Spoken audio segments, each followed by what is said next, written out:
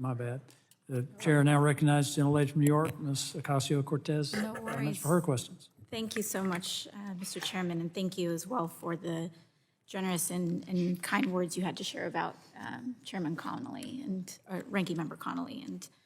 And he'll be very missed, and we will all miss his demeanor and his humor as well. So thank you. I'm glad that we are here talking about our domestic critical mineral supply chain today, because it is an area that I do believe could be ripe for bipartisan collaboration. The truth is, whether it's for our vehicles, our smartphones, or our national security, our economy does rely on having access to these minerals. And because the cars and smartphones of tomorrow may rely on different mineral compositions than they do today, it is important that we in Congress continue to plan for resilient and reliable supply chains. As the former ranking member on the House Natural Resources, Energy, and Mineral Resources Subcommittee, I can say that the urgency behind these issues is something I've been grappling with up close for years. Now, we've heard a lot about how crucial tax credits and low-cost lending are to our domestic critical minerals supply chain, all while Republicans today are slashing those very same programs in their reconciliation bill. In the Rules Committee, not too far away from here, we are marking up legislation that actually draws down a lot of the financial tools that both allow demand to be at the level necessary in these markets, and also the lending that's required to allow these supply chains to flourish. But hearing the debate today, I would also like to focus on the solutions that I believe my colleagues on both sides of the aisle can agree on, namely grid storage and battery recycling. Very often we have this conversation about how we can increase production and how production can be aided, but we also very often don't look at the other end of this equation, which is that once batteries are in the United States, once they have been produced, once these minerals have been deployed, when they reach the end of their life, they don't have to go to a landfill.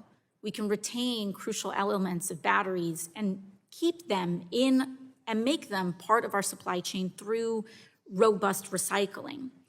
Mr. Howell, in your testimony, you touched briefly on the notion of grid storage. Can you explain to people what grid storage is? So grid storage is basically dispatching energy storage in timeliness, in the time that you need it. So whether it's renewable energies, whether it's conventional energies, storing that energy in some type of system. And it can be a battery, but there's other types of grid storage as well.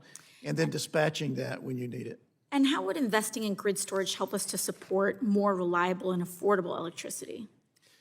So the grid pretty much is built for peak demand each day. And so there's a great deal of power capability overnight. And so by storing that energy overnight, you can actually reduce the number of power distribution that you need. Yes, I think a lot of times folks understandably don't quite understand how our grid works. And I think a lot of people will be surprised to learn that once you generate the electricity necessary, it goes essentially right to its end use. And once that electricity is generated, it needs to be used pretty quickly. But storing it allows us to deploy it at times, produce it and then deploy it. And one area, when it comes to minerals, there's often talk about competition with China. And one area that China has solidified is the area of battery recycling. In fact, by the end of 2025, China is forecast to account for 78 to 89% of global battery recycling capacity. Mr. Howell, why is developing domestic battery recycling important for our economic security as well as domestic supply chains? It reduces our need for every critical material in the battery that we're talking about today. So our calculations when I was with the Department of Energy showed that by the early 30s, mid 2030s, that we could be actually recovering enough battery materials from recycled batteries to provide 30 to 40% of just about each of those critical minerals that we... 30 to 40%? Right. And 30 to 40%, and then decades later, maybe 90 to 95%. I think I mean, this is something that I don't believe is being paid nearly enough attention to, where, yes, procurement of critical minerals is an important part of this process, but we will be endlessly dependent on that, and we will endlessly be scrambling on this if we don't also make investments in recycling.